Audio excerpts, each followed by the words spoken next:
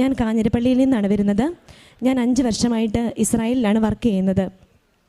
അമ്മ എനിക്ക് ഈ തിരുസന്നിധിയിൽ 2022 ജൂൺ 7 ഞാനിവിടെ വരുന്നത്.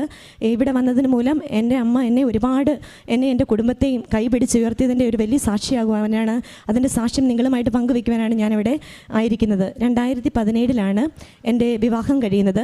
3 മാസം കഴിഞ്ഞപ്പോൾ എൻ്റെ ഹസ്ബൻഡിന് എബ്രോഡ് പോകുവാനായിട്ട് ഒരു അവസരം കിട്ടി. അങ്ങനെ കാനഡയ്ക്കായിരുന്നു കൊണ്ടാന്ന് പറഞ്ഞിരുന്നത്. ഏകദേശം 10 ലക്ഷം രൂപയോളം അവർ ഞങ്ങളോട് വാങ്ങിച്ചു. കാനഡയ്ക്ക് അടുത്തുള്ള ഒരു സ്ഥലം വരെ ഞങ്ങളെ എത്തിച്ചു.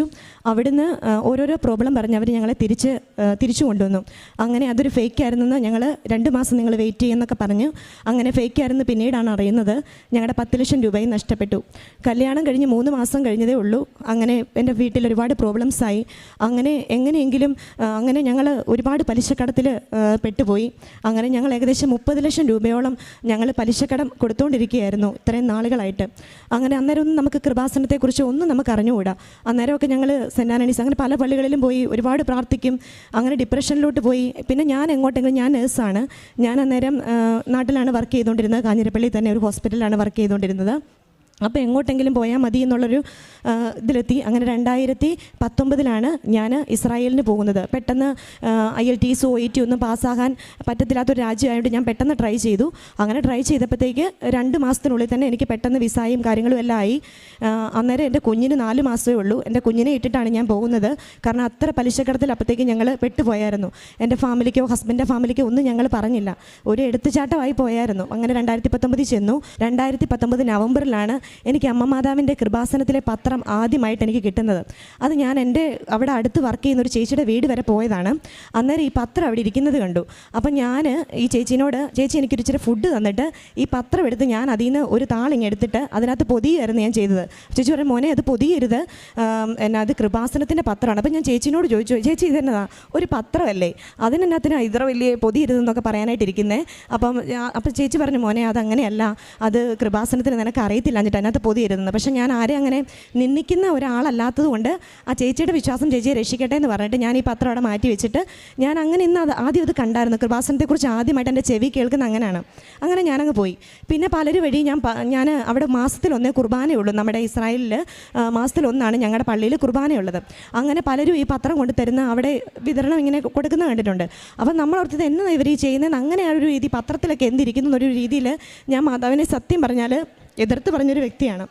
അങ്ങനെ ഞാൻ ഈ 2022 വീണ്ടും എനിക്ക് ഹസ്ബൻഡ് അനിയന് നല്ല 10 സോണൽ ഹെഡിൻ്റെ മാനേജറായിട്ട് അവൻ വർക്ക് ചെയ്യുമായിരുന്നു. അപ്പം അവനൊരു വലിയ ഫിനാൻഷ്യൽ ക്രൈസിസിൽ പെട്ടുപോയിരുന്നു. അപ്പം അവൻ എന്നാ ചെയ്യുന്നത് ചോദിച്ചാൽ ഒത്തിരി പേർക്ക് സൈനിട്ട് പാസ്സാക്കി ഒരുപാട് കോടി കടത്തിലോട്ട് അവൻ പെട്ടുപോയി. അവൻ അറിയത്തില്ലായിരുന്നു ഒരുപാട് പേർക്ക് വന്നവർക്ക് ഈ ഓട്ടോക്കാർ അങ്ങനെയുള്ള കുറേ പേർക്ക് അവന് സൈനിട്ട് പാസ്സാക്കി. അവനായിരുന്നു 10 സോണൽ ഹെഡിൻ്റെ മാനേജർ. അങ്ങനെ അവനും വലിയൊരു പ്രശ്നത്തിൽ പെട്ടുപോയി. ഞാനിതൊന്നും അറിയുന്നില്ല. അപ്പോൾ അന്നേരമൊക്കെ എനിക്ക് പലരും ഈ കൃപാസനത്തിൻ്റെ ആരാധന ഷെയർ ചെയ്ത് തരുന്നുണ്ട്. എൻ്റെ കൂട്ടുകാരെല്ലാം ചെയ്യുന്നുണ്ട്. നമ്മൾ പക്ഷേ ഈ 2 മണിക്കൂർ എനിക്കിരുന്ന് ഈ ആരാധന കാണാനുള്ളൊരു ക്ഷമയും ഒന്നും ഇല്ലായിരുന്നു. പക്ഷേ ഞാൻ നന്നായിട്ട് പ്രാർത്ഥിക്കും, ജപമാല ചൊല്ലും, എല്ലാം ചെയ്യും. എനിക്ക് എൻ്റേതായ ഒരു രീതി, ഈ കൃപാസനത്തിൽ ആരാധന കൂടിയാൽ മാത്രമേ ഉള്ളൂ, അങ്ങനെയൊക്കെയുള്ളൊരു രീതിയായിരുന്നു എനിക്ക്. എന്നിട്ട് ഞാൻ ഈ ഹസ്ബൻഡിന് ഇങ്ങനെ കേസായി, ഹസ്ബൻഡ് അനിയന് ഇങ്ങനെ ഈ ഇതിൽ കേസാകുവാണ് എന്നുള്ള രീതിയിലൊക്കെ വന്നപ്പോഴത്തേക്ക് എൻ്റെ ഒരു കൂട്ടുകാരി വിളിച്ചിട്ട് പറഞ്ഞു, ഞാൻ ഭയങ്കര ഡിപ്രഷനായി, എൻ്റെ ഹസ്ബൻഡ് ഡിപ്രഷനായി. ഹസ്ബൻഡിന് അമൽജ്യോതി എഞ്ചിനീയറിംഗ് കോളേജിലാണ് വർക്ക് ചെയ്യുന്നത്. അപ്പോൾ അവിടെ ഹസ്ബൻഡിന് ഭയങ്കര നാണക്കേട്.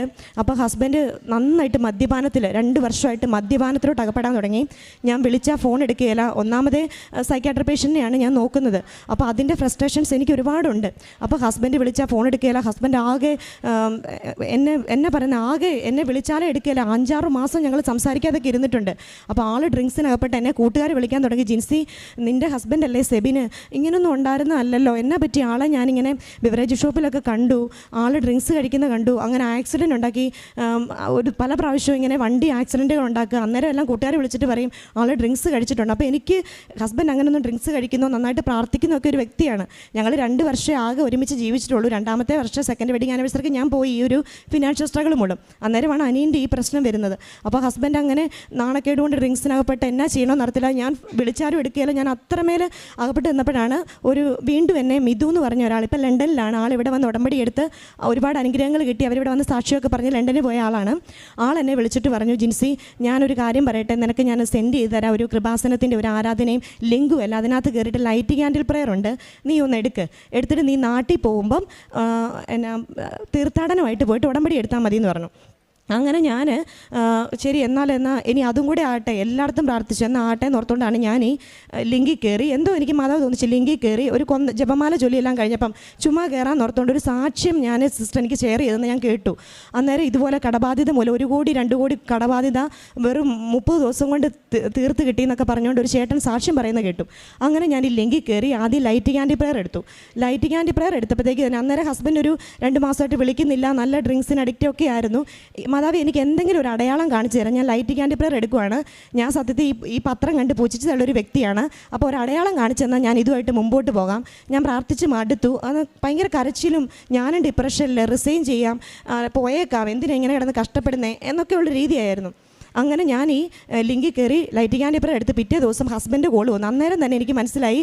അപ്പം എന്നോട് ആൾ ഭയങ്കര കൂളായിട്ട് സംസാരിച്ചു. എന്നോട് ഞാൻ വിളിച്ചു എന്താണെന്ന് എന്നോട് തുറന്നു പറ, എനിക്കിങ്ങനെ ഒരു കൃപാസനം എന്ന് പറഞ്ഞ ഒരു ലിങ്ക് കിട്ടിയിട്ടുണ്ട്, എനിക്ക് മിഥു എന്ന് പറഞ്ഞൊക്കെ ഒരാൾ തന്നാണ്, ചേച്ചി തന്നാണ്, അതുകൊണ്ട് നമുക്ക് അവിടെ ഒന്ന് പോകാം, അല്ല ചേട്ടായി ഒന്ന് പോകാമോ, ഞാനിപ്പോൾ ഇവിടെയല്ലേ, അപ്പം എനിക്ക് എങ്ങനെ പോകാൻ പറ്റും, ഞാൻ ലൈറ്റ് ക്യാൻഡിൽ പ്രെയർ വെച്ച് പ്രാർത്ഥിച്ചിട്ടുണ്ട് എന്നൊക്കെ പറഞ്ഞു. ഓക്കെ പോകാമെന്നൊക്കെ പറഞ്ഞു ആൾ. എന്നിട്ട് പറഞ്ഞു ഇങ്ങനെയാണ് കാര്യങ്ങൾ, അനിയൻ്റെ ഇത് വന്നപ്പോൾ എനിക്ക് നാണക്കേടാ, അല്ലെങ്കിൽ ഭയങ്കര പ്രശ്നങ്ങൾ വന്നു, ഇങ്ങനൊന്നും വരുമെന്ന് ഓർത്തില്ല, അവനും ഭയങ്കരമായിട്ട് ടെൻഷനിലാണ്, വിഷമത്തിലാണ്, എന്നാ ചെയ്യാൻ പറ്റുമെന്നൊന്നും അറിയത്തില്ല ജിൻസി എന്നൊക്കെ പറഞ്ഞ ആൾ ഭയങ്കരമായിട്ട് എന്നോട് സംസാരിച്ച് അത്രയും ഒന്ന് തുറന്ന് സംസാരിക്കാൻ പറ്റി. അങ്ങനെ ഞാൻ ലൈറ്റ് ക്യാൻഡിൽ പ്രെയർ എടുത്തു. ഞാൻ പറഞ്ഞു എൻ്റെ മാതാവേ 2022 ഞാൻ ജൂണിലാണ് വരുന്നത്, അപ്പം ഫെബ്രുവരി ഒക്കെ ആയപ്പോഴത്തേക്കാണ് ഞാനിവിടെ ഈ ലൈറ്റ് ക്യാൻഡിൽ പ്രെയർ എടുക്കുന്നത്. എൻ്റെ മാതാവേ ഞാൻ ഇവിടെ വന്ന് ഞാൻ ഉറപ്പായിട്ട് ഞാൻ സാക്ഷ്യം പറഞ്ഞോളാം, ഈ ലൈറ്റ് ഞാൻ അവിടെ വന്ന് അമ്മയുടെ തീർത്ഥാടന ഉടമ്പടി എടുത്തോളാം, ഒരു അനുഗ്രഹം കാണിച്ചു തരണേ, എൻ്റെ ഹസ്ബൻഡിനെ ഈ മദ്യപാനത്തിൽ നിന്നൊക്കെ രക്ഷിച്ച് ഞങ്ങളെ ഈ കടബാധത്തിൽ നിന്ന് രക്ഷിച്ച് തരണേ, അങ്ങനെയൊന്നും ചെയ്യുന്ന ഒരാളല്ലായിരുന്നു, അതുകൊണ്ട് എങ്ങനെയെങ്കിലും രക്ഷിച്ച് തരണേ എന്ന് പ്രാർത്ഥിച്ചു. എനിക്കൊരു ഫലം ഉണ്ടാണ്. അങ്ങനെ ഞാൻ ലൈറ്റ് ക്യാൻഡിൽ പ്രെയർ എടുത്തു. അങ്ങനെ എനിക്ക് പെട്ടെന്ന് തന്നെ എല്ലാവരും പറഞ്ഞു നീ നാട്ടിലോട്ട് വാ, എന്നാലേ ശരിയാവുള്ളൂ, തീർത്ഥാടന ഉടമ്പടി എടുക്ക് എന്നൊക്കെ. അപ്പോൾ ലൈറ്റ് ക്യാൻഡിൽ പ്രെയർ വെച്ച് 2-3 കാര്യങ്ങൾ ഉടനടി എനിക്ക് അന്നേരം തന്നെ സാധിച്ചായിരുന്നു. ഒരുപാട് കാര്യങ്ങൾ സാധിച്ചു. എൻ്റെ ഫാമിലി ആണെങ്കിൽ വില്ലിങ് ആയി, നീ പൊക്കോളാൻ പറഞ്ഞു. അപ്പം ഞാൻ എന്താണോ എനിക്ക് ഇന്ന ഡേറ്റിൽ തന്നെ, എൻ്റെ കൊച്ചിൻ്റെ ഒരു ഫസ്റ്റ് ബർത്ത്ഡേ പോലും കൂടിയിട്ടില്ല, അപ്പം ഇന്ന ഡേറ്റിൽ തന്നെ നീ എനിക്ക് പോകണമെന്ന് ഞാൻ ഇട്ട് പ്രാർത്ഥിച്ചു. ഈ ലൈറ്റ് ക്യാൻഡിൽ പ്രെയർ ഡേറ്റ് ഇട്ടു. അന്നേരം ഞാൻ ഡേറ്റ് ഇടുന്ന കാര്യങ്ങളൊക്കെ സാക്ഷ്യത്തിൽ കേൾക്കുന്നുണ്ടായിരുന്നു. അപ്പോൾ എനിക്ക് 2022 ഞാൻ കുഞ്ഞിൻ്റെ ബർത്ത്ഡേക്ക് തന്നെ എനിക്ക് വരാൻ പറ്റി മെയ്യിൽ. അന്നേരം സത്യം പറഞ്ഞാൽ എൻ്റെ ഫാദറൊക്കെ കട്ടയ്ക്ക് നിൽക്കുമോ, നമുക്ക് ഈ ഒരു ബന്ധുവായിട്ട് മുമ്പോട്ടൊന്ന് പോകണ്ട ജിൻസി, എന്നാ ഇങ്ങനെ കുടിച്ച് നടക്കുന്ന, ഇപ്പോൾ ഏതായാലും ഇങ്ങനെ ഒരു പ്രശ്നങ്ങളൊക്കെ വന്നു, അപ്പോൾ ഇങ്ങനെ ഡ്രിങ്ക്സ് അഡിക്റ്റും കൂടാണ്, നീ എന്ത് ചെയ്യുന്നത്, ഇങ്ങനെ പോയി എൻ്റെ നാട്ടിൽ പോയി കഷ്ടപ്പെടുകയല്ലേ, അപ്പം നമുക്കിതുമായിട്ടൊന്ന് മുമ്പോട്ട് പോകണ്ട എന്നൊക്കെ പറഞ്ഞ് മാതാപിതാക്കളുടെ ഫോഴ്സ് വേറെ, അതുപോലെ വേറെ ആൾക്കാർ ഒരുപാട് പേര് പറയുന്നു ജിൻസി എന്തിനാ ഇത് നമുക്ക് വേണ്ടാന്ന് വെച്ചാൽ പോരെ, നീ ഡിവോഴ്സിലോട്ട് പോകും, അങ്ങനത്തെ ഒരു അവസ്ഥ, ബന്ധം തകരും എന്നുള്ളൊരവസ്ഥയിലോട്ടായിരുന്നു. അപ്പോൾ എന്നെ ഫാദർ നേരെ വന്ന് വീട്ടിലോട്ടാണ് കൊണ്ടുപോയത്. പക്ഷേ ഞാൻ അവിടെ നിന്ന് ചിന്തിച്ചപ്പോഴും ഇവിടെ വന്ന് ആരാധന കേൾക്കുന്നുണ്ട്, നമ്മൾ ക്ഷമിച്ച് വന്ന് അല്ലെങ്കിൽ എല്ലാം പുറത്തും ക്ഷമിച്ചും നമുക്ക് ക്ഷമിക്കാൻ നമുക്ക് മനുഷ്യരെ കൊണ്ട് പറ്റും. അപ്പം അങ്ങനെ ക്ഷമിച്ച് വന്ന് ഇവിടെ നമ്മൾ ഉടമ്പടി എടുത്തിട്ടും അല്ലെങ്കിൽ പ്രാർത്ഥിച്ചിട്ടേ കാര്യമുള്ളെന്ന് എനിക്ക് തന്നെ മനസ്സിലായി. അങ്ങനെ ഞാൻ എൻ്റെ ഫാദറിനെയും മദറിനെയും കൂട്ടി ഹസ്ബൻഡിൻ്റെ വീട്ടിൽ ചെന്ന് അവരും എല്ലാമായിട്ട് ഇരുന്ന് സംസാരിച്ചപ്പോഴത്തേക്ക് ഒരു ദിവസം അപ്പോൾ അവരെല്ലാം പറഞ്ഞ് ഹസ്ബൻഡുമായിട്ട് ഞാൻ ഒരു ദിവസം സംസാരിക്കാമെന്ന് പറഞ്ഞ് ഞാൻ ഹസ്ബൻഡിൻ്റെ കോളേജിലുള്ള ഒരു സാറിൻ്റെ അടുത്താണ് പോയത്. അവിടെ ചെന്നപ്പം ആ സാറ് ഞാൻ പറഞ്ഞു മാതാവേ എന്തെങ്കിലും ഒരു അടയാളം അവിടെ നിന്ന് കാണിച്ചു തരണം. അപ്പോൾ സാറിൻ്റെ അടുത്ത് ഇരുന്ന് സംസാരിച്ചപ്പോൾ ഞങ്ങളെ ചെറിയൊരു സംസാരിപ്പിച്ച് എങ്ങനെയാണെന്നൊരു എമ്മിതേ പോകാമെന്നുള്ള രീതിയിൽ എന്താണ് ഞങ്ങളുടെ ഇഷ്യൂ എന്നറിയാൻ സാറ് വിളിപ്പിച്ച ചേട്ടായുടെ ഫ്രണ്ടാണ്. അപ്പോൾ സാറ് പറയുകയാണ് ഇങ്ങോട്ട് ഞാൻ കൃപാസനത്തിൽ ഉടമ്പടി എടുത്തിരിക്കുകയാണ്. അപ്പോൾ ഞാൻ സാറേ ഞാനും അതിനു വേണ്ടിയാണ് വന്നത്, ഹസ്ബൻഡിനെ കൊണ്ട് പോയി ഹസ്ബൻഡിന് ഉടമ്പടി എടുക്കാനാണ് വന്നതെന്ന് പറഞ്ഞു. അപ്പം ആ സാറ് പറഞ്ഞു ഒരിക്കലും നിൻ്റെ അല്ല പ്രോബ്ലം, ഹസ്ബൻഡിൻ്റെ പ്രോബ്ലത്തിന് ഹസ്ബൻഡാണ് ഉടമ്പടി എടുക്കേണ്ടത്. അന്നേരം ചേട്ടാ ഇവിടെ ഇരുന്ന് ഒരിക്കലും ഞാൻ പ്രതീക്ഷിച്ചില്ല ഹസ്ബൻഡ് ഇങ്ങനെ എടുക്കുവോ പാലിക്കുവോ ഡ്രിങ്ക്സിനെയും കഴിച്ചാലായിട്ട് നമുക്കത് അത്രമേ ഭക്തിയോടും വിശുദ്ധിയോടും കൂടി വേണം നമ്മളിത് എടുക്കാനായിട്ട്. അപ്പം എടുക്കുമെന്നൊരു ടെൻഷനായിരുന്നു. അപ്പോൾ എനിക്കും ഒരു വിഷമം. അപ്പോൾ ഹസ്ബൻഡ് പറഞ്ഞില്ല ഞാൻ അല്ലെങ്കിലും എടുക്കുന്നതെന്ന് പറഞ്ഞു. അപ്പോൾ ഹസ്ബൻഡ് അവിടെ ഇരുന്ന് പറഞ്ഞു ഞാനാണ്. അപ്പോൾ എനിക്ക് ഭയങ്കര സന്തോഷമായി, അമ്മേ ഞാൻ ലൈറ്റ് ക്യാൻഡിൽ പ്രെയർ ഇട്ടത് എൻ്റെ കൂടെ ഒന്ന് ഇവിടെ വരെ ഹസ്ബൻഡ് വരണം, ഇതിലൊക്കെ വിശ്വാസം കാണണം. ആൾ പ്രാർത്ഥിക്കുന്നൊക്കെ ആളായിരുന്നു, അല്ലാതെ ഈ 2 വർഷം ആയതുകൊണ്ട് ഇങ്ങനെ ഡ്രിങ്ക്സൊക്കെ ഇങ്ങനെ ഒരു പ്രശ്നമൊക്കെ വന്നപ്പോഴാണ് ആളിങ്ങനെ പോയത്. അപ്പോൾ എനിക്ക് ഉറപ്പുണ്ടായിരുന്നു എനിക്ക് തിരിച്ചു കൊണ്ടുവരാൻ പറ്റുമെന്ന്. അങ്ങനെ ഹസ്ബൻഡ് പറഞ്ഞു ഞാൻ എടുക്കുന്നതെന്ന് പറഞ്ഞപ്പോൾ എനിക്ക് അതിലുപരി സന്തോഷമായി. പിന്നെ ഒരു സങ്കടം, ഞാനും എടുക്കാൻ ആഗ്രഹിച്ച് വന്ന് മാതാവേ, അപ്പം ഹസ്ബൻഡിന് മാത്രമേ എടുക്കാൻ പറ്റുള്ളൂ, എനിക്ക് എടുക്കാൻ പറ്റിയല്ലോ. അപ്പോൾ ഹസ്ബൻഡ് ആൻഡ് വൈഫിന് ഒരാൾക്ക് എടുക്കാൻ പറ്റുള്ളൂ എന്നാണ് അവർ ഞങ്ങളോട് പറഞ്ഞു വിട്ടെ. അപ്പോൾ ഇവിടെ വന്ന് ഞങ്ങൾ വന്നു, ഹസ്ബൻഡ് എൻ്റെ കൂടെ വന്നു. അപ്പം ഞങ്ങൾ ജൂൺ 14 ഇവിടെ വന്ന് ഉടമ്പടി എടുക്കുന്നത് 2022. അപ്പോൾ അന്നേരം നമുക്ക് നല്ല ഫിനാൻഷ്യൽ പ്രോബ്ലം ഉണ്ട്, പലിശ നന്നായിട്ട് കൊടുത്തുകൊണ്ടിരിക്കുകയാണ്, നല്ല എമൗണ്ടൊക്കെ 80,000 രൂപയാണ് മാസം പലിശ കൊടുത്തുകൊണ്ടൊക്കെ ഇരിക്കുന്നത്. അപ്പോഴത്തേക്ക് ഹസ്ബൻഡ് ഇവിടെ വന്നു. അപ്പോൾ ഇവർ പറഞ്ഞു വൈഫ് എബ്രോഡ് ആയതുകൊണ്ട് ഹസ്ബൻഡിന് ഉടമ്പടി എടുക്കാമെന്ന് പറഞ്ഞു. അങ്ങനെ ഞങ്ങൾ രണ്ടുപേർക്ക് ഉടമ്പടി എടുക്കാൻ പറ്റി. ഒരുപാട് സന്തോഷമായി ഉടമ്പടി എടുത്തു. ഹസ്ബൻഡ് ഞാനും കൂടി ഇവിടുന്ന് കൃപാസനത്തിൻ്റെ വെളിയിലോട്ട് ഇറങ്ങിയപ്പോൾ തന്നെ ഹസ്ബൻഡിന് രണ്ട് പേരെങ്ങാണ്ട് ഫിനാൻഷ്യലി കൊടുക്കാനുണ്ടായിരുന്ന പൈസ കൊടുത്ത് അങ്ങനെ 2 കട ഇവിടുന്ന് ഇറങ്ങുമ്പോൾ തന്നെ ഒരു 50,000 രൂപയ്ക്ക് അടുത്ത് ഞങ്ങൾക്ക് വീട്ടാൻ പറ്റി. അങ്ങനെ ഒരു 50,000 രൂപയോളം ഞങ്ങൾ ഇവിടുന്ന് ഇറങ്ങി ഉടമ്പടി എടുത്തു കഴിഞ്ഞപ്പോൾ 2020 വീട്ടി. അങ്ങനെ ഞാൻ 2022 ജൂണിൽ ഉടമ്പടി എടുത്ത് എല്ലാം ഞാനങ്ങ് പോന്നു. ഞങ്ങൾ നിയോഗങ്ങളെല്ലാം വെച്ചു, ഹസ്ബൻഡും വെച്ചു. അങ്ങനെ എൻ്റെ നിയോഗങ്ങൾ 6 നിയോഗമായിരുന്നു ഞാൻ വെച്ചിരുന്നത്. അതിലൊന്ന് ഹസ്ബൻഡ് ഒന്നാമത് വെച്ചിരുന്ന ഹസ്ബൻഡ് മദ്യപാനം മാറി പഴയ ആളായിട്ട് തന്നെ, പഴയ സെബിനായിട്ട് തന്നെ എനിക്ക് തിരിച്ചു കിട്ടണമെന്നായിരുന്നു ഞാൻ വെച്ചിരുന്നത്. ഇന്നേ വരെ ആ ഉടമ്പടി എടുത്തു കഴിഞ്ഞ് പഴയ ആൾ, ആ 2 വർഷത്തെ പഴയ ആൾ എന്താണോ അങ്ങനെ തന്നെ ഇന്നേ വരെ ആൾ ഒരു ഡ്രിങ്ക്സ് കഴിക്കുകയോ ഒന്നും ചെയ്തിട്ടില്ല. ആ 1.5 വർഷമായിട്ട് 2022 തൊട്ട് ഇന്ന് വരെ ആൾ ഉടമ്പടി തീരുമ്പോൾ ഇവിടെ വന്ന് പൊതുക്കുന്നു, അരമണിക്കൂർ ബൈബിൾ വായിക്കുന്നു, പ്രേക്ഷിത പ്രവർത്തനം ചെയ്യുന്നു, എല്ലാം ചെയ്ത പോലെ ഞാനും അവിടെ. അതുപോലെ തന്നെ എനിക്ക് ഇസ്രായേലിലാണ് മാസത്തിലൊന്നേ കുർബാനയുള്ളൂ. അവിടെ പോയിട്ട് ഞാൻ കുർബാന മുടങ്ങാതെ എല്ലാ മാസവും പോകും. അതുപോലെ തന്നെ ഞാൻ അവിടെ പത്രം, എനിക്ക് ഹസ്ബൻഡ് ഇവിടുന്ന് മറ്റേ പോസ്റ്റ് ഓഫീസ് വഴി അയച്ചു തരും പത്രം 3 മാസം കൂടും. അത് ഞാൻ അവിടെ പോയിട്ട് വിതരണം ചെയ്യും. പക്ഷേ എനിക്കതൊരു സാറ്റിസ്ഫാക്ഷൻ ഇല്ലായിരുന്നു. കാരണം എന്നാന്ന് ചോദിച്ചാൽ അവിടെ എല്ലാവർക്കും ഉടമ്പടിയെക്കുറിച്ചോ അല്ലെങ്കിൽ എല്ലാം അറിയാവുന്നവരാണ് അവർ പത്രം വിതരണം ചെയ്യുക. അപ്പോൾ അറിയാവുന്നവർക്ക് നമ്മൾ കൊടുത്തിട്ട് കാര്യമില്ല, അറിയത്തില്ലാത്തവരിൽ എത്തിക്കണമെന്നാണ് അച്ഛനും സിസ്റ്റർമാരും ഒക്കെ ഇവിടെ നമ്മളോട് എപ്പോഴും പ്രസംഗത്തിലുമൊക്കെ പറയുന്നത്. അപ്പോൾ എനിക്കതൊരു ഭയങ്കര ഒരു വിഷമമായിരുന്നു. പക്ഷേ എന്നാലും എൻ്റെ എല്ലാ കാര്യങ്ങളും കടബാധ്യതകൾ മിറക്കിളായിട്ടാണ്. നമുക്ക് ഒരുപാട് കടങ്ങൾ, അതായത് ഒരു എത്ര പറയുന്നത്, ഒരു 19 ലക്ഷം രൂപയോളം കടം നിന്നിരുന്ന നമ്മുടെ വീടിൻ്റെ ആണെങ്കിലും അല്ലാതാണെങ്കിലും ചെറുകിട കടങ്ങളാണെങ്കിലും ഒക്കെ ഒരുപാട് ഈ 80,000 രൂപ പലിശ കൊടുത്തുകൊണ്ടിരുന്ന ഞങ്ങളെ, ഹസ്ബൻഡിനെ ആണെങ്കിലും അവിടുന്ന് കടങ്ങളിൽ നിന്നെല്ലാം രക്ഷിച്ചു മാതാവ്. ആ കടങ്ങളെല്ലാം ഞങ്ങളെ വീട്ടാനായിട്ട് സഹായിച്ചു. അതുപോലെ തന്നെ ഞാൻ എൻ്റെ അനിയത്തിക്ക് വേണ്ടി നിയോഗം വെച്ചിരുന്നു. എൻ്റെ അനിയത്തി BSc നഴ്സിംഗ് പഠിക്കുകയാണ്. അപ്പോൾ അവൾ എന്നെ ഫസ്റ്റ് ഇയർ ആയപ്പോഴത്തേക്ക് വിളിച്ച് പറഞ്ഞായിരുന്നു, എനിക്ക് പാടാ ചേച്ചി, ഞാനായിരുന്നു അവളെ പഠിപ്പിച്ചുകൊണ്ടിരുന്നത്. അപ്പോൾ എനിക്ക് പാടാ ചേച്ചി, ഇത് മുമ്പോട്ട് പോകാൻ പറ്റുമെന്ന് തോന്നുന്നില്ല. എൻ്റെ കുഞ്ഞനീത്തി, ഞങ്ങൾ 3 പെൺപിള്ളേരാണ്, ഇളയാളാണ് പറഞ്ഞത്, പോകുന്നില്ല, എനിക്ക് എന്നാ ചെയ്യുന്ന അത്ര. അപ്പോൾ ഞാൻ അതും ഇവിടെ ലൈറ്റ് ആൻഡ് പ്രയറിലൊക്കെ അവൾക്ക് വേണ്ടി നിയോഗം വെച്ചായിരുന്നു. അവൾക്ക് ഫസ്റ്റ് ഇയറിൽ നല്ല മാർക്ക് കുറവായിരുന്നു. അതും അവൾക്ക് 3rd ഇയറിൽ ഫസ്റ്റ് ക്ലാസ്സോടെ അവൾ പാസ്സായി. അവൾ ഇവിടെ വന്ന് ഉടമ്പടി പറഞ്ഞ് അവൾക്ക് ഇവിടെ വന്ന് മാതാവിനെ സാക്ഷ്യപ്പെടുത്താൻ അവൾക്ക് സാധിച്ചു. അതുപോലെ തന്നെ എൻ്റെ 2ാമത്തെ അനിയത്തിയാണെങ്കിലും ഇങ്ങനെ തന്നെയായിരുന്നു. അവൾ ഭയങ്കര ഇതിനെതിരായിരുന്നു. പക്ഷെ അവളും ഇവിടെ വന്ന് ഞാൻ അവരുടെ കുടുംബജീവിതത്തിന് വേണ്ടി ഞാൻ ഉടമ്പടിയിൽ നിയോഗം വെച്ചിരുന്നു. വന്നപ്പം അവളും ഇവിടെ വന്ന് ഉടമ്പടി എടുത്ത് ഒരാഴ്ച കഴിഞ്ഞപ്പോൾ തന്നെ അവളുടെ ഹസ്ബൻഡിന് ഇസ്രായേലിന് പോകാൻ പറ്റി. അവർക്കും അങ്ങനെ ഒരുപാട് അനുഗ്രഹങ്ങൾ ലഭിച്ചു. അതുപോലെ തന്നെ എൻ്റെ അനിയൻ്റെ കാര്യങ്ങളും, അനിയൻ്റെ ഈ പ്രശ്നം വന്നുകൊണ്ട് ഹസ്ബൻഡ് ഞാനും എല്ലാം വെക്കുന്നുണ്ടായിരുന്നു. അവനും ഇപ്പം നല്ല ജീവിതമായിട്ട് മുമ്പോട്ട് പോകുന്നു. എൻ്റെ ഹസ്ബൻഡ് ഇന്നേ വരെ കുടിക്കുകയോ അല്ലെങ്കിൽ ഒരു കാര്യങ്ങളോ ചെയ്തിട്ടില്ല. അതുപോലെ തന്നെ എനിക്ക് ഉടമ്പടി, ഞാൻ ഈ 1.5 വർഷമായിട്ട് എനിക്ക് അവിടെ ചെല്ലുമ്പോൾ നമുക്ക് ഉടമ്പടി പുതുക്കാൻ പറ്റത്തില്ല. 3 മാസം ഞാൻ എബ്രോഡല്ലേ. അപ്പം വിളിച്ചു ചോദിച്ചപ്പോൾ പറഞ്ഞ് പുതുക്കാൻ പറ്റത്തില്ല ജിൻസി, നാട്ടിൽ വരുമ്പോഴേ പുതുക്കാൻ പറ്റുള്ളൂ എന്ന് പറഞ്ഞു. അപ്പം ഞാൻ എന്നാ ചെയ്യുമെന്ന് ചോദിച്ചാൽ ലൈറ്റ് ക്യാൻഡി പ്രയർ ഇട്ട് 3 മാസത്തെ ഉടമ്പടി അതേപോലെ തന്നെ ചൊവ്വാഴ്ച ദിവസം ഒരു നേരം എടുക്കും, ആരാധന കൂടും, അരമണിക്കൂർ ബൈബിൾ വായിക്കും. ഇതുപോലെ ഹസ്ബൻഡ് ഇവിടുന്ന് എനിക്ക് ഓൺലൈൻ വഴി അയച്ചു തരും പത്രം, അതെല്ലാം ഞാൻ മാസം പള്ളിയിൽ പോകുമ്പോൾ കൊണ്ട് കൊടുക്കും. എന്നെക്കൊണ്ട് പറ്റുന്ന പോലെ ഞാൻ ഷെയർ ചെയ്യും. പിന്നെ ഞങ്ങൾ ഹസ്ബൻഡിനെയും കൊണ്ട് അനാഥാലയത്തിൽ എല്ലാ മാസവും, അല്ലെങ്കിൽ ഞങ്ങളുടെ സാലറി കിട്ടുമ്പോൾ 2 മാസമൊക്കെ കൂടുമ്പോൾ ഞങ്ങളെ കൊണ്ടാവുന്ന പോലെ ഞങ്ങൾ അനാഥാലയത്തിൽ പോയിട്ട് ഫുഡ് കൊടുക്കും. ഇങ്ങനെ ഞങ്ങൾ ചെയ്ത് വരുവാണ് ഈ 1.5 വർഷമായിട്ട് ഞങ്ങൾ അതുപോലെ. അപ്പോൾ ഹസ്ബൻഡും ഞാനും ഇപ്പോൾ ഒരു പ്രതിജ്ഞ എടുത്തിരിക്കുന്നത്, ഞങ്ങളുടെ മരണം വരെ ഈ കൃപാസനത്തിൽ അമ്മയോടുകൂടി ഒരുമിച്ചായിരുന്നുകൊണ്ട് ഞങ്ങൾ അതുവരെ ഞങ്ങൾക്ക് അമ്മയോടുകൂടി ഒപ്പം നിന്നുകൊണ്ട് ജീവിച്ചു പോകണമെന്നാണ്. കാരണം അത്ര മിറക്കിളാണ് ഞങ്ങളുടെ ജീവിതത്തിൽ ഇപ്പോൾ സംഭവിച്ചുകൊണ്ടിരിക്കുന്നത്. ഹസ്ബൻഡിന് അത് കഴിഞ്ഞതിന് ശേഷം 2-3 ഇൻ്റർവ്യൂ പാസ്സായി. ആ ഇൻ്റർവ്യൂവിന് 1.5 ലക്ഷം രൂപ 2 ലക്ഷം രൂപ എല്ലാം സാലറി പറയുന്നുണ്ട്. പക്ഷേ ഞങ്ങൾ ആദ്യം ഒരു നെഗറ്റീവ് നെഗറ്റീവ് വന്നുകൊണ്ടിരുന്നാൽ ഞങ്ങൾ ദുഃഖിക്കുകയും സങ്കടപ്പെടുകയും അങ്ങനെ ചെയ്യുന്നൊരു വ്യക്തിയാണ്. പക്ഷേ ഇപ്പം മാതാവ് എന്തെങ്കിലും ഇപ്പോൾ ഒരു ഇൻ്റർവ്യൂ പാസ്സാകുമ്പോഴൊക്കെ ഞങ്ങൾ തള്ളി മാറ്റിയാൽ അതിനേക്കാളും നല്ലത്. ഇപ്പോൾ ഹസ്ബൻഡ് 2 നടത്തുമെന്ന് മാതാവ് മാറ്റി വിട്ടപ്പോൾ ഞങ്ങൾ വേണേൽ ഡിപ്രഷൻ അടിച്ചോ, ഇതെന്താ ഹസ്ബൻഡ് 4-5 തവണയായിട്ട് ഹസ്ബൻഡ് ഇപ്പോൾ അതൊരു ഞങ്ങൾക്കൊന്നും കിട്ടാൻ വേണ്ടിയല്ല ഇവിടെ വന്ന് എടുക്കുന്നത്. ഞങ്ങൾക്ക് അമ്മയിൽ നിന്ന് വിട്ടു പോകാതിരിക്കാനാണ് ഇപ്പോൾ ഹസ്ബൻഡ്, അത് എനിക്കും അതാണ് ആഗ്രഹം. അപ്പം അമ്മയിൽ നിന്ന് വിട്ടു പോകാതിരിക്കാനാണ് ഇപ്പോൾ ഞങ്ങൾ ഉടമ്പടി എടുക്കുന്നത്. അല്ലാതെ ഞങ്ങളിപ്പോൾ ഒരു ആഗ്രഹം സാധിക്കണം എന്ന് പറഞ്ഞൊന്നുമല്ല. നമ്മൾ ഉടമ്പടി എടുത്തു കഴിഞ്ഞാൽ ഉറപ്പായിട്ടും നമ്മൾ ആ ഉടമ്പടിയിൽ നിന്നുകൊണ്ട് വിശുദ്ധ ജീവിതം നയിച്ചു കഴിഞ്ഞാൽ നമ്മൾ പ്രത്യേകിച്ച് നിയോഗമൊന്നും വെക്കേണ്ട കാര്യമില്ല. ഉറപ്പായിട്ടും മാതാവ് സാധിച്ചു തരും. അതിൻ്റെ വലിയൊരു സാക്ഷിയാണ് ഞാൻ. 2023 ഡിസംബർ ഡിസംബറിൽ ഞാനിവിടെ 2024 ഡിസംബറിലാണ് എനിക്ക് വരാനിരുന്നത്. ഒരു കാരണവശാലും ഞാൻ വരാനിരുന്ന വ്യക്തിയല്ല. അപ്പം എനിക്ക് അതിനുള്ള ഫിനാൻഷ്യൽ ആയിട്ടും ഇല്ലായിരുന്നു വരാനായിട്ട്. അപ്പോൾ പെട്ടെന്ന് എൻ്റെ ബാക്ക് പെയിൻ വന്നിട്ട് പേഷ്യൻറ്റിനെ വാറായിരുന്നു ഇസ്രായേലിൽ, നിങ്ങൾക്ക് എല്ലാം അറിയാൻ പറ്റും. ഇപ്പം വാറാണ് ഇസ്രായേലിൽ നടന്നുകൊണ്ടിരുന്നത്. പേഷ്യൻറ്റിനെ എടുത്ത് ഓടുന്ന വഴിക്ക് 2 പ്രാവശ്യം എൻ്റെ വീടിൻ്റെ മേളിൽ മിസൈൽ വന്നു, എൻ്റെ ഫ്ലാറ്റിൻ്റെ മേളിൽ. അപ്പം അന്നേരം എനിക്ക് ബംഗറിൽ പോകേണ്ട വന്നു. അപ്പോൾ പേഷ്യൻറ്റിനെ എടുത്തുകൊണ്ട് അവർ ഫാമിലി പറഞ്ഞു, നീ അങ്ങനെ പോകാൻ പറ്റത്തില്ല, നിനക്ക് താഴെ സേഫ് റൂമിൽ ഇവരെല്ലാം പോകും. ഞാൻ ഒരുപാട് കരഞ്ഞു, കാരണം നമുക്ക് ടെൻഷൻ വരുമല്ലോ, നമ്മുടെ മേളിൽ വന്ന് അത്ര സൗണ്ടാണ്.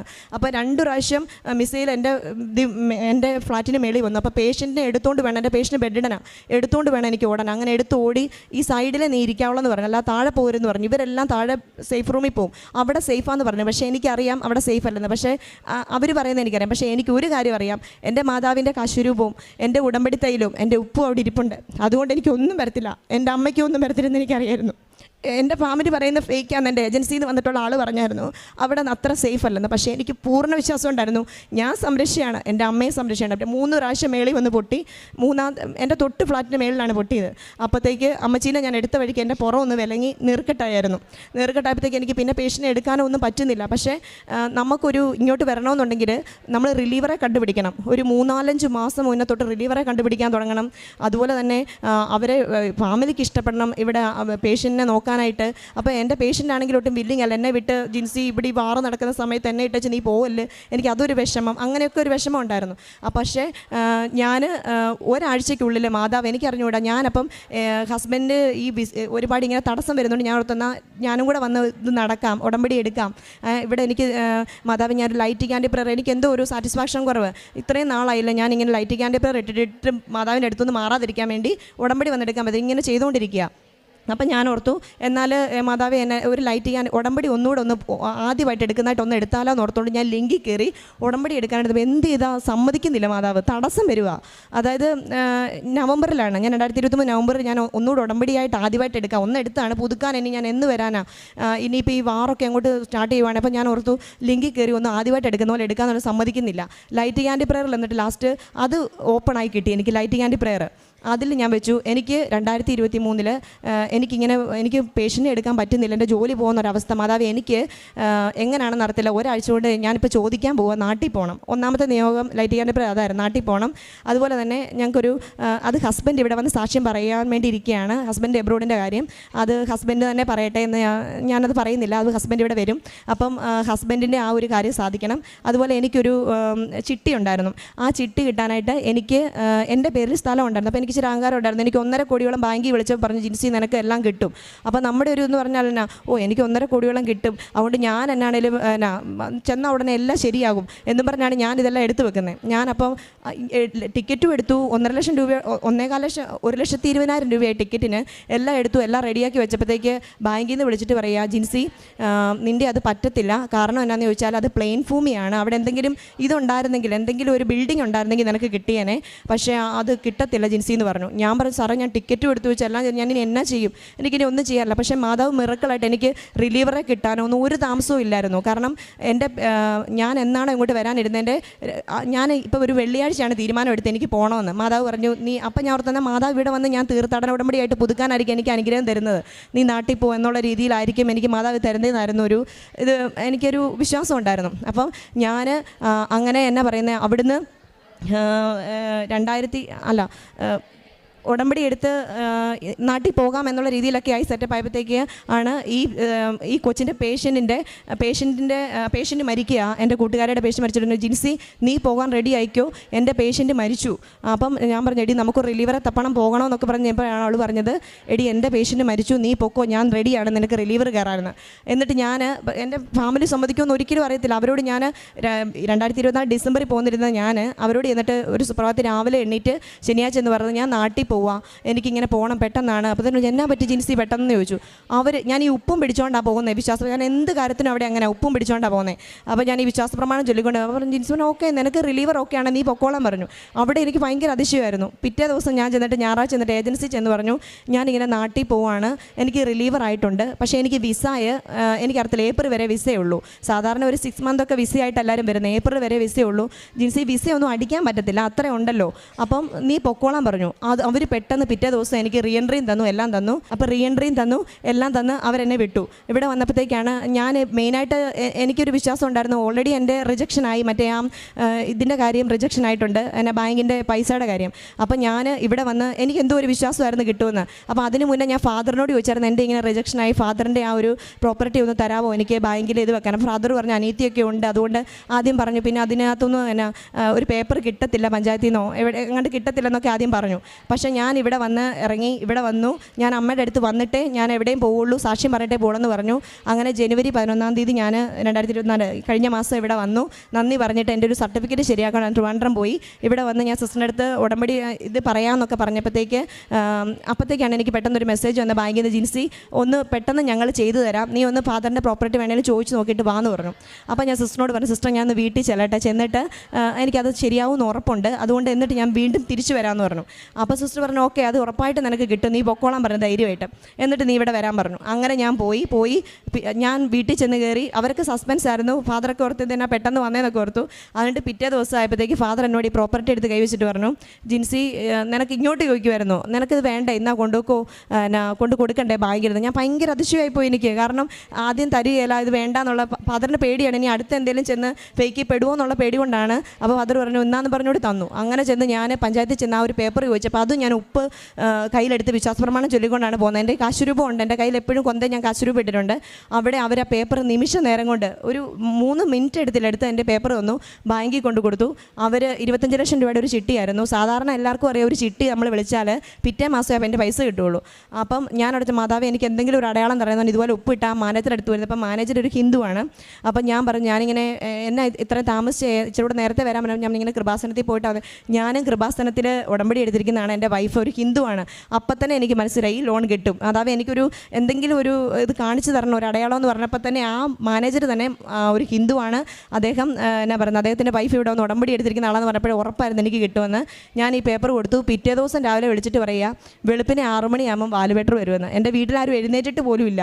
വാലുവേറ്റർ വന്നപ്പം ഇതേ കഴിഞ്ഞ പ്രാവശ്യം റിജക്ഷൻ ചെയ്ത അതേ വാലുവേറ്റർ തന്നെ. അപ്പോൾ എന്നോട് ഹസ്ബൻഡ് പറഞ്ഞു, ഞാൻ ആളെ കണ്ടിട്ടില്ലായിരുന്നു, എൻ്റെ സ്ഥലം നോക്കി വാല്യൂ ചെയ്ത ആളെ കണ്ടിട്ടില്ലായിരുന്നു. ഹസ്ബൻഡ് പറഞ്ഞു നീ പോയിട്ട് ഉപ്പ് എടുക്കാൻ പറഞ്ഞു. ഉപ്പ് എടുത്തുകൊണ്ട് ഞാൻ ഈ ഉപ്പ് എടുത്തുകൊണ്ട് പറമ്പിൽ കൂടെ എല്ലാം നടന്ന് അതിൻ്റെ ആ വാല്യുവേഷൻ ചെയ്തിട്ട് പോയി. പിറ്റേ ദിവസം എന്നെ മാനേജർ വിളിച്ചിട്ട് പറയും, ജിൻസി നിൻ്റെ ചിട്ടി പാസ്സായി, മിക്കവാറും 10 ദിവസത്തിനുള്ളിൽ എനിക്ക് 30-ാം തീയതി ആയിരുന്നു പൈസ വേണ്ടത്, അപ്പം പെട്ടെന്ന് തന്നെ ആവുമെന്ന് പറഞ്ഞു. 2 ദിവസം കഴിഞ്ഞിട്ട് വിളിച്ചിട്ട് പറയാം, ജിൻസി നിൻ്റെ സാധനം എല്ലാം കൊണ്ടുവന്നേക്ക്, പൈസ നിനക്ക് നിൻ്റെ അക്കൗണ്ടിൽ തന്നെ വരുമെന്ന്. 28-ാം തീയതി, അതായത് ജനുവരി 28, പിറ്റേ ദിവസം 15-ാം തീയതിയാണ് സാറിന് ഒരു ചിട്ടി വിളിച്ചാൽ കിട്ടുന്നത്. 28-ാം തീയതി എനിക്ക് അക്കൗണ്ടിൽ പൈസ 17,75,000 ആയിരുന്നു ആദ്യം പറഞ്ഞിരുന്നത്. 18,75,000 രൂപ എൻ്റെ അക്കൗണ്ടിൽ എൻ്റെ മാതാവ് എത്തിച്ചു. അതാണ് എൻ്റെ ഒരു വലിയൊരു അനുഗ്രഹം എന്ന് പറയുന്നത്. ഞാൻ അതിൻ്റെ പേപ്പർ വർക്കോ കാര്യങ്ങളോ ഒന്നും ഇല്ലാതെ ഞാനിവിടെ വന്നതാണ്, അങ്ങനെ എത്തിച്ചു. അതുപോലെ തന്നെ എനിക്ക് വേറൊരു അനുഗ്രഹം എന്ന് പറഞ്ഞാൽ, ഞാൻ ഇസ്രായേലിലായിരുന്ന സമയത്ത് തന്നെ എൻ്റെ പേഷ്യൻ്റ് ആസ്പിറേറ്റ് ചെയ്തു. ഫുഡ് ഞാൻ വെളിയിൽ പോയപ്പം പിസ്സ മേടിച്ച് കഴിച്ച് കൊടുത്താണ്. അപ്പോൾ അങ്ങനെ ആ പേഷ്യൻ്റ് ഫുഡ് ആസ്പിറേറ്റ് ചെയ്തു. അങ്ങനെ ആസ്പിറേറ്റ് ചെയ്തപ്പോഴത്തേക്ക് നമ്മൾ വെളിയിൽ നിന്ന് മേടിച്ച് കൊടുത്തൊരു ഫുഡാണ്. അങ്ങനെ അവരുടെ ഫാമിലിയൊന്നും അങ്ങനെ നമുക്ക് അത്രയും ഇതായിട്ട് തരത്തില്ല. അവർക്ക് ദേഷ്യം വരും, എന്താണെന്ന് വെളിയിൽ നിന്ന് മേടിച്ച് കൊടുത്ത്. ഞാൻ നേരത്തെ കൊടുത്തിട്ടുണ്ട്, പക്ഷേ ഒരു പ്രശ്നം വരും, അവർ നമ്മുടെ കൂടെ നിൽക്കണമെന്നില്ല. അപ്പോൾ എന്നോട് ചോദിച്ചത്, എന്നാ ജിൻസി നീ എന്തെങ്കിലും താമസിച്ചു പോയോ, നീ നോക്കാതെ പോയെന്നൊക്കെ ചോദിച്ചു. എനിക്ക് ആകെ ടെൻഷനായിട്ട് ഭയങ്കരമായിട്ട് എനിക്ക് ടെൻഷനാവുമായിരുന്നു. കാരണം പേഷ്യൻ്റ് അന്നേരത്തേക്ക് ഭയങ്കര കൊളാപ്സായി, പേഷ്യൻ്റ് ബ്ലൂയിഷ് കളറായി, ബോഡി മൊത്തവും ബ്രീത്തിങ് ഇല്ല, ഒന്നുമില്ല. പേഷ്യൻ്റ് ശരിക്ക് ആ ഡെത്തിലോട്ട് പോയിക്കൊണ്ടിരിക്കുക, എനിക്ക് അറിയാൻ പറ്റും. പക്ഷേ ഞാൻ എൻ്റെ അമ്മയെ ഞാൻ പ്രാർത്ഥിച്ചു, കാരണം പിസ്സ കഴിച്ചിട്ട് ഞാനാണ് മേടിച്ചു കൊടുത്തത്, വെളിയിൽ നിന്ന് ഞാൻ നേരത്തെ കൊടുത്തിട്ടുണ്ട്. പക്ഷേ അങ്ങനെ വരികയല്ല, ഇവർ നമ്മളെ കൂട്ട് നിൽക്കുന്ന വരികയല്ല ഫാമിലി. അങ്ങനെ ഞാൻ പെട്ടെന്ന് ഫാമിലിനെ വിളിച്ചു, അവർ വന്നു, ആംബുലൻസ് വന്നു, അവരെല്ലാം വന്ന് അവർ പറഞ്ഞു പോയി, പേഷ്യൻ്റ് പോയി, ചാൻസ് ഒന്നും ഇല്ലയെന്ന് പറഞ്ഞു. ഞാൻ ശരിക്കും ആംബുലൻസിൻ്റെ അവിടെ നിന്ന് പറഞ്ഞു, മാതാവ് എൻ്റെ കൈ കൊണ്ട് കൊടുത്തിട്ടൊന്നും വരരുത്, നാളെ ഞാൻ പോയി ഇവർ വല്ല കംപ്ലയിൻറ്റ് കൊടുത്താൽ ജയിലിൽ കിടക്കേണ്ടി വരും. അങ്ങനത്തെ ഒരു സിറ്റുവേഷനിലൊരു കൺട്രിയാണത്. അതുകൊണ്ട് മാതാവേ ദയവ് ചെയ്ത് എനിക്ക് അമ്മയെ മാതാവേ ഞാൻ അവിടെ വന്ന് സാക്ഷ്യപ്പെടുത്തിക്കോളാം, അമ്മയുടെ മുമ്പിൽ വന്ന് സാക്ഷ്യപ്പെടുത്തി. അമ്മ ഒരു മിറക്കിൾ സംഭവിച്ചേ പറ്റുള്ളൂ. കാരണം 84 വയസ്സുള്ളൊരു പേഷ്യൻ്റാണ്. അവിടെ 70 വയസ്സുള്ളവരെപ്പോൾ അത്ര വലിയ കെയറിങ് നമുക്ക് അവിടെ കൊടുക്കുകയില്ല, അവർ ഇത്രയും ഏജാന്ന് കണ്ടു കഴിഞ്ഞാൽ. ഞാനപ്പോൾ നേഴ്സുമാരൊന്ന് പ്രാർത്ഥിക്കുന്നിട്ട് ഞാൻ ഈ കാശുരൂപം കൈ വെച്ച് പെട്ടെന്ന് ആംബുലൻസ് കയറ്റുന്ന സമയത്ത് തലേ വെച്ച് പ്രാർത്ഥിച്ചു, എൻ്റെ ദൈവമേ ഈ പിസ്സയുടെ കാര്യം കൊണ്ടാണ് ഇത് വന്നത്, എന്നെ ഇവർ കുറ്റപ്പെടുത്തരുത്, നീ എങ്ങനെയെങ്കിലും രക്ഷപ്പെടുത്തണേ മാതാവേ എന്ന് പറഞ്ഞ് ഞാൻ പ്രാർത്ഥിച്ചു. അമ്മച്ചിയുടെ തലേ കൈ വെച്ച് അങ്ങനെ അമ്മച്ചീനെ ആംബുലൻസ് കൊണ്ടുപോകാം, ഹോസ്പിറ്റലിൽ ചെന്നു. അപ്പോഴത്തേക്ക് ഡോക്ടർമാർ വെളി വന്നു. അപ്പോൾ ഫാമിലി വല്ല എന്നോട് വന്നിട്ട് ചോദിക്കുക, ജിൻസി നീ എന്താ കൊടുത്തത്, നീ താമസിച്ചോ, നീ ഫുഡ് കൊടുക്കാൻ പേഷ്യൻ്റ് താമസിച്ചോ? അപ്പോൾ ഇവരെല്ലാം ക്വസ്റ്റ്യൻ ചെയ്യുക മാറിയിട്ട്. ഞാൻ നിന്ന് ഉരുക്കി വിറയ്ക്കുക. അപ്പോഴത്തേക്ക് ഞാൻ പറഞ്ഞു ഇല്ല ഇങ്ങനെയാണ്. അപ്പം അതിനകത്ത് ഒരു മോളുണ്ടായിരുന്നു, എന്നോട് ഭയങ്കര സപ്പോർട്ടീവായിരുന്നു. നമുക്കറിയാം. അപ്പോൾ അവളെ ടെൻഷൻ ആക്കാതെ അവൾ പറഞ്ഞില്ലെന്നൊക്കെ പിന്നെ എല്ലാവരും എന്നെ കൂളാക്കി. ഞാൻ പറഞ്ഞു എനിക്കൊരു റൂം വേണം, ആരും ഇല്ലാത്ത. ഞാൻ അവിടെ പോയി കൈ വിരിച്ചു നീ കാശ് രൂപം കൊണ്ട് വിശ്വാസ പ്രമാണം ചൊല്ലാൻ തുടങ്ങി. അപ്പോൾ അവർ പറഞ്ഞു നമുക്കിപ്പോൾ ഒരു ചെറിയൊരു ഇത് കാണുന്നുണ്ട്, നമുക്ക് ICUലോട്ട് ഷിഫ്റ്റ് ചെയ്യാമെന്ന് പറഞ്ഞു. അങ്ങനെ ICU ഷിഫ്റ്റ് ചെയ്തപ്പോൾ അവരെന്നോട് പറഞ്ഞു ജിൻസി വീട്ടിൽ പൊക്കോന്നൊക്കെ പറഞ്ഞു. ഞാൻ പോയില്ല.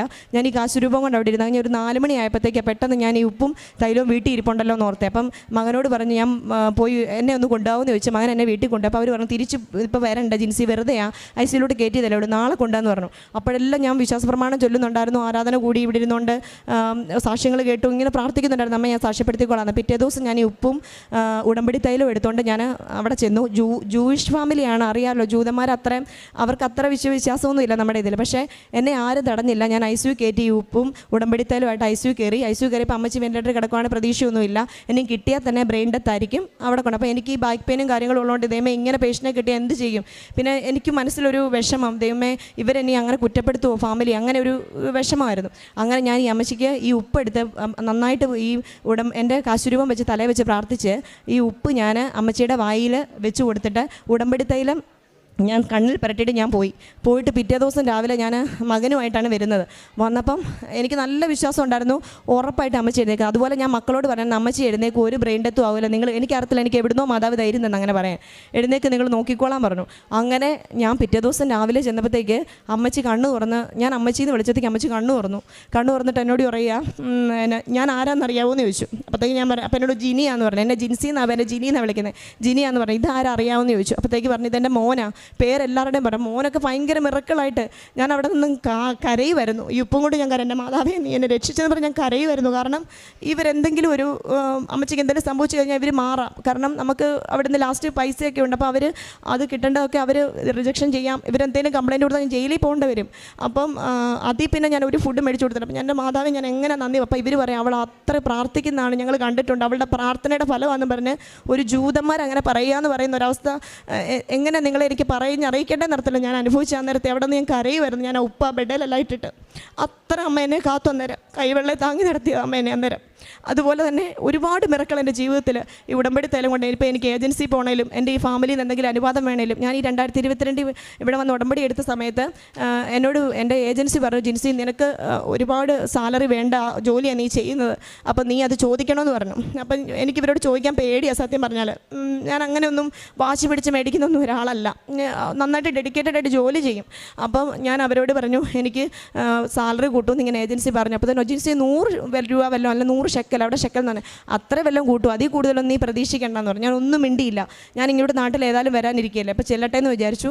ഞാൻ ഉടമ്പടിത്തലം എടുത്തുകൊണ്ട് ഞാൻ ഇവിടുന്ന് പോയി കഴിഞ്ഞ് അവിടെ ചെന്ന് പിറ്റേ മാസത്തെ സാലറി മേടിക്കാൻ നേരം ഞാൻ പറഞ്ഞു സാലറിയുടെ കാര്യം ഏജൻസി പറഞ്ഞായിരുന്നു. അപ്പോൾ 100 രൂപ അവർ കൂട്ടും അങ്ങനെ ഇരിക്കുന്നത്. അപ്പോൾ ഏജൻസി പറഞ്ഞ 500 ഷെക്കൽ നിനക്ക് കൂട്ടി തരണ്ടെന്ന് പറഞ്ഞേ. ഞാൻ ഒന്നും മിണ്ടിയില്ല. ഈ ഉടമ്പടിയുടെ തൈലം എൻ്റെ ഉണ്ട്, ഉപ്പുണ്ട്. ഉപ്പ് ഞാൻ പതുക്കെ വിശ്വാസപ്രമാണം ചൊല്ലി അവരുടെ എനിക്ക് തരുന്ന പേപ്പറിനകത്ത് ഇട്ടു.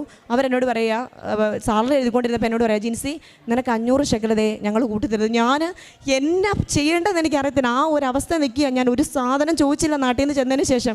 100 രൂപയ്ക്ക് വേണ്ടി ആ 100 ഷെക്കൽ കൂട്ടുമായിരിക്കും എന്നുള്ള പ്രതീക്ഷ എന്നോട് പറയാം 500. അപ്പം ഞാൻ ചോദിച്ചു 500 തന്നെയാണോ? ആ 500 ഷെക്കൽ നിനക്ക് അർഹിക്കുന്നതാണ്. ഞാൻ ചെന്നപ്പോൾ എന്നോട് പറയും നീ അത് അർഹിക്കുന്നതാണ്. ഞാൻ കാരുണ്യ പ്രവർത്തികളാണെങ്കിൽ ഞാൻ അവിടെ ഇരുന്ന് തന്നെ ഹസ്ബൻഡ് പോയി അനാഥാലയത്തിൽ പോയിട്ട് എല്ലാവർക്കും ഫുഡ് കൊടുക്കുകയും ഞങ്ങൾക്ക് കിട്ടുന്ന സാലറിയിൽ നിന്ന് എല്ലാ പ്രേക്ഷിത പ്രവർത്തനം ചെയ്യുന്നുണ്ട് ഒരു അനാഥാലയത്തിൽ. പക്ഷേ എനിക്ക് അവിടെ ഇരുന്നൊരു സാറ്റിസ്ഫാക്ഷൻ ഇല്ലായിരുന്നു. കാരണം കഴിഞ്ഞ ദിവസം വന്നപ്പം എനിക്ക് ഈ ഒരു അനുഗ്രഹം കിട്ടാൻ വേണ്ടി ഞാൻ സാക്ഷ്യം പറയാതിരുന്നേ. 14-ാം തീയതിയാണ് ഞാൻ കഴിഞ്ഞ മാസം ഉടമ്പടി പുതുക്കിയത്. അപ്പോൾ ഈ ഒരു ചിട്ടിയും കൂടെ എനിക്ക് കിട്ടുമെന്ന് ഉറപ്പായിരുന്നു. ഞാനതാ പോയത്. അത് കിട്ടിയിട്ട് ഞാൻ ഓർത്തു മാതാവേ. അപ്പം ഞാൻ പറഞ്ഞു മാതാവേ ഇത്രയും അനുഗ്രഹം എനിക്ക് തന്നിട്ട് ഞാൻ എൻ്റെ കൈ കൊണ്ട് എനിക്ക് ചെയ്യണം, ചെയ്യാതെ ഞാനിവിടെ വന്ന് പറയുമായിരുന്നു. പറഞ്ഞ് ഞാൻ കഴിഞ്ഞ വെള്ളിയാഴ്ച പോയിട്ട് തിരുവനന്തപുരത്ത് പോയി RCCയിൽ എനിക്ക് മാതാവ് തോന്നിച്ചതായിരുന്നു. ഞാൻ RCC ചെന്നിട്ട് ഞാൻ പേഷ്യൻറ്റിനെ കണ്ട് എനിക്ക് ഫുഡ് കൊടുത്ത് അവർക്ക് എന്തെങ്കിലും എൻ്റെ കയ്യിലുള്ള ശരിയാണ്, അത്യാവശ്യം കടങ്ങളൊക്കെ മാതാവ് ഒരുപാട് മാറ്റി, എന്നാലും കുറച്ച് കടങ്ങളൊക്കെ ഇനി ബാക്കിയുണ്ട്. പക്ഷേ അതൊക്കെ എനിക്ക് ഉറപ്പാണ് മാതാവ് എനിക്ക് 2 വർഷങ്ങൾക്കുള്ളിൽ അല്ലെങ്കിൽ ഈ നിമിഷ നേരങ്ങൾ കൊണ്ട് എനിക്ക് മാറ്റി തരുമെന്ന് എനിക്ക് ഉറപ്പുണ്ട്. ഇനി ഞാൻ മാതാവിൽ ജീവിക്കുന്നു, മാതാവ് എന്താണ് ഏറ്റെടുത്തോളൂ. ഞാൻ അങ്ങനെയാണ് ഇപ്പം മുമ്പോട്ട് പോകുന്നത്, ഞാനും എൻ്റെ ഹസ്ബൻഡും. അപ്പം ഞങ്ങൾ RCC ചെന്നപ്പോൾ അവർ പറഞ്ഞു അകത്ത് കയറ്റിയെന്ന് പറഞ്ഞു. ലാസ്റ്റ് ഞങ്ങൾ PROയെ കണ്ട് ചിൽഡ്രൻസിന് കൊടുക്കാനായിട്ടുള്ളൊരു ലിങ്ക് തന്നു, അതിനകത്ത് പൈസ ഇട്ടു. എന്നിട്ടും എനിക്ക് സാറ്റിസ്ഫാക്ഷൻ വരുന്നില്ല. എനിക്ക് പേഷ്യൻറ്റിൻ്റെ അടുത്ത് തന്നെ കൊടുക്കണം, കുറച്ച് നാണം കെടണം. അതാരെങ്കിലുമൊക്കെ എന്നെ ചീത്ത വിളിക്കുമായിരുന്നു. കാരണം അമ്മ മാതാവ് അത്രയും കഷ്ടപ്പെട്ട് നാണം കെട്ടതല്ല, അങ്ങനെയൊക്കെ വിളിക്കുമായിരുന്നെങ്കിൽ എന്നൊക്കെ അങ്ങനെയാണ് എനിക്ക്. ഞാൻ ആ തിരുവനന്തപുരം ബസ് സ്റ്റാൻഡ് വഴിയൊക്കെ നടക്കുക. ഞാൻ കഴിഞ്ഞ വെള്ളിയാഴ്ച നടന്ന് ഹസ്ബൻഡ് ഞാനോട് പൊരി വെയിലത്ത്, ഇപ്പോഴത്തെ ചൂട് നിങ്ങൾക്ക് അറിയാമല്ലോ, പൊരി വെയിലത്ത് ഞാൻ ഈ 2019 തള്ളിപ്പറഞ്ഞ ഈ നമ്മുടെ പത്രമായിട്ട് അറിയത്തില്ലാത്ത ചിലവർ പറയും അറിയാവുന്നവരാന്ന് പറയും തിരിച്ചു തരാൻ പറയും. എനിക്ക് ഇത്രയും പത്രം കൊടുക്കാനുണ്ട്, ഞങ്ങൾക്ക് 6 കെട്ട് കൊടുക്കാനുണ്ട്, പൊരി വെയിൽ.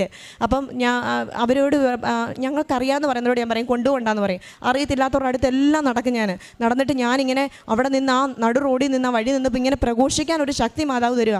അപ്പം തന്നെ കുറേ ആൾക്കാർ വട്ടം കൂടിയിട്ട് ഞാൻ കൊടുക്കാതെ തന്നെ മോളെ ഇത് തരാമോ, പറഞ്ഞതെല്ലാം കേട്ടു, ഇത് എവിടെയാണെന്ന് ചോദിച്ചാൽ എൻ്റെ നമ്പർ മേടിച്ചുകൊണ്ട് പോയി, പത്രം എല്ലാം അവർ കൊണ്ടുപോയി. അങ്ങനെ അപ്പോഴത്തേക്ക് ഞാൻ പറഞ്ഞു ഞാനൊരു വലിയൊരു സാക്ഷിയാണ് അതിൻ്റെ, അതുകൊണ്ടാണ് ഞാൻ അത്രമേ ഞങ്ങൾക്ക് അനുഗ്രഹം കിട്ടുകൊണ്ടാണെന്ന് പറഞ്ഞ് ഞാൻ എൻ്റെ എല്ലാ കാര്യങ്ങളും വിളിച്ചു പറഞ്ഞ് ഞാൻ പറയുന്നത്. അതുപോലെ 50 അവിടെ ഇങ്ങനെ കടകളിൽ ചോറും പൊതി പെട്ടെന്നൊന്നും ചെന്നാൽ ഒന്നും ആൾക്കാർക്ക് കൊടുക്കാനായിട്ട് കിട്ടുകയില്ല, അവർ ഓർഡർ കൊടുത്തിരിക്കുന്നവരുണ്ട്, എല്ലാം ഉണ്ട്. അങ്ങനെ ഞാൻ കടയിൽ ചെന്നിട്ട് പറഞ്ഞു എനിക്കൊരു 50 ചോറ് പൊതി. പറഞ്ഞ മോളെ ഇങ്ങനെയൊന്നും ചോറ് പൊതി സത്യം പറഞ്ഞാൽ പെട്ടെന്ന് ഇങ്ങോട്ട് കയറി വന്നാൽ കിട്ടുന്നതല്ല. അന്നേരം എല്ലാം ഞങ്ങൾ ഉപ്പെടുത്തോണ്ട് ചേട്ടാ ഞാൻ എവിടെ പോയാലും ഇപ്പോൾ പോവുള്ളൂ, ഉപ്പെടുത്ത് വിശ്വാസപ്രമാണം ഒരു 50 പൊതിയെങ്കിലും കിട്ടണേ, കാരണം ആൾക്കാർ ക്യൂ നിൽക്കുമായിരുന്നു. അപ്പോൾ എന്താണെന്ന് ചോദിച്ചപ്പോൾ അവിടെ ചേച്ചി പറഞ്ഞു ഇങ്ങനെ ചോറ് മേടിക്കാൻ വേണ്ടി നിൽക്കുന്നവരാണ്. അപ്പോഴത്തേക്ക് എനിക്ക് ആ ബാങ്ക് അക്കൗണ്ടിൽ കൊടുത്തത് എനിക്കൊരു സാറ്റിസ്ഫാക്ഷൻ ആകത്തോണ്ട് ഞാൻ പോയിട്ട് ചോറും പൊതിക്ക് നിന്നപ്പോൾ അവർ 50 എണ്ണം കെട്ടി നിമിഷ നേരം കൊണ്ട് എൻ്റെ തന്നു. ഞാനും ഹസ്ബൻഡും കൂടെ പോയി നിന്നപ്പോഴത്തേക്ക് ഭയങ്കര ക്യൂ, 50 പൊതി തീർന്നു, ആൾക്കാർ വീണ്ടും നിൽക്കുക, ഭയങ്കര വിഷമം. ഞങ്ങൾ പറഞ്ഞു നിങ്ങളിവിടെ നിൽക്കേ, ഞങ്ങൾ എവിടെയെങ്കിലും കിട്ടുമോ നോക്കട്ടെ എന്ന് പറഞ്ഞ് പോയി വീണ്ടും ഹോട്ടലിൽ പോയി, കിട്ടുന്നില്ല. ഞാൻ ഉപ്പും വിശ്വാസപ്രമാണം ചൊല്ലിക്കൊണ്ട് ഞാൻ ഹസ്ബൻഡ് പോകുന്നത്, ആരെങ്കിലും ഒരു ഹോട്ടലുകാർ കനിയണേന്ന് പറഞ്ഞു.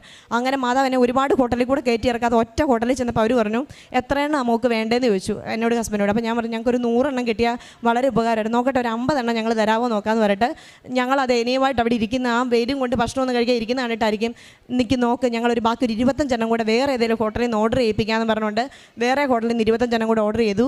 കുറച്ച് കഴിഞ്ഞപ്പോഴത്തേക്ക് ഒരു 25 എണ്ണം കൂടെ വേറെ ഇവിടുന്ന് ഓർഡർ ചെയ്ത് അവിടുന്ന് തന്നെ ഞങ്ങളെ 100 എണ്ണം കാറ കയറ്റി ഞങ്ങൾ RCCയുടെ ഫ്രണ്ടിൽ പോയി നിന്ന് എല്ലാവർക്കും കൊടുത്ത് ഒരുപാട് പേര് പത്രം ഞങ്ങൾ ഈ മാതാവിനെക്കുറിച്ച് സാക്ഷ്യം പറഞ്ഞ് മാതാവ് ചെയ്ത അനുഗ്രഹങ്ങൾക്ക് നന്ദിയായിട്ടാകട്ടോ ഇത് ചെയ്യുന്നത്. അപ്പോൾ ഒത്തിരി പേരൊന്ന് വെച്ചു ഇത്രയും മിറക്കിളായിട്ട് നിങ്ങൾക്ക് കടങ്ങൾ മാറി അല്ലെങ്കിൽ എബ്രോഡ് മിറക്കിളായിട്ട് ഹസ്ബൻഡാണെങ്കിലും ഇങ്ങനെ ചെയ്യാൻ പറ്റി, ഇങ്ങനെയൊക്കെ മാറ്റുമോ എന്നൊക്കെ ചോദിച്ച് ഓരോരുത്തർ ഇങ്ങനെ വന്ന് പറഞ്ഞു. ചിലവർ വന്ന് കളിയാക്കി ചിരിച്ചിട്ട് പോയി.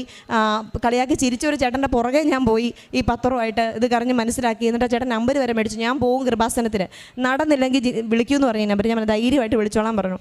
അങ്ങനെ മാതാവ് ഉടമ്പടി തൈലമാണെങ്കിലും അതുപോലെ തന്നെ എൻ്റെ ഉപ്പും കൊണ്ടാണ് ഞാൻ ഈ 1.5 വർഷമായിട്ട് ജീവിച്ച് ഞാനും ഹസ്ബൻഡും അന്ന് തൊട്ട് ഇന്ന് വരെ ഉടമ്പടിയിൽ തന്നെ. ഹസ്ബൻഡ് ഇവിടെ വന്ന് തീർത്ഥാടന ഉടമ്പടി എടുത്ത് പുതുക്കി പോകുന്നു.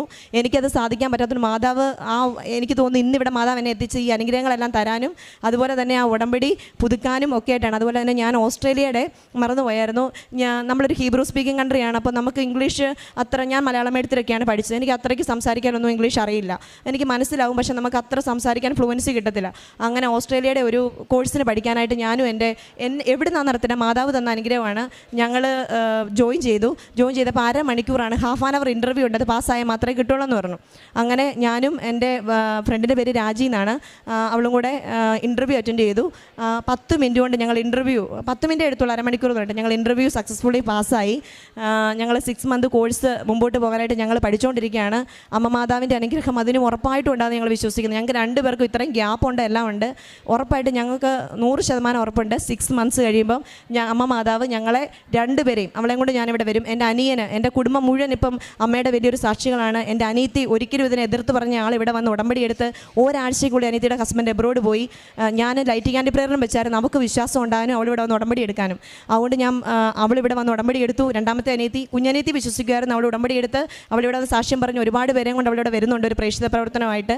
അതുപോലെ രണ്ടാമത്തെ അനിയത്തി ഭയങ്കര എതിരിൽ നിന്ന് ആളിവിടെ വന്ന് ഉടമ്പടി എടുത്ത് ഞാൻ ഇത്രയും പ്രാർത്ഥിച്ചു ലൈറ്റിംഗ് ആൻഡ് പ്രേയർ, അമ്മ മാതാവേ ഞാൻ പറഞ്ഞിട്ട് അവളിവിടെ വരികയാണ്, അവൾക്ക് എന്തെങ്കിലും ഒരു അടയാളം കൊടുത്തില്ലെങ്കിൽ അല്ലെങ്കിൽ അവൾ ഇതിനെ റിജക്റ്റ് ചെയ്യും. അതുകൊണ്ട് ഞാൻ അമ്മയെ കരഞ്ഞു പ്രാർത്ഥിച്ചു, അമ്മ അവൾക്കൊരു അടയാളം, എനിക്കൊന്നും തരണ്ട, എനിക്ക് ഇത് എഴുതിയിരിക്കുന്ന ഒന്നും തന്നെ, അവൾക്കൊരു എന്തെങ്കിലും അടയാളം കൊടുക്കണമെന്ന്.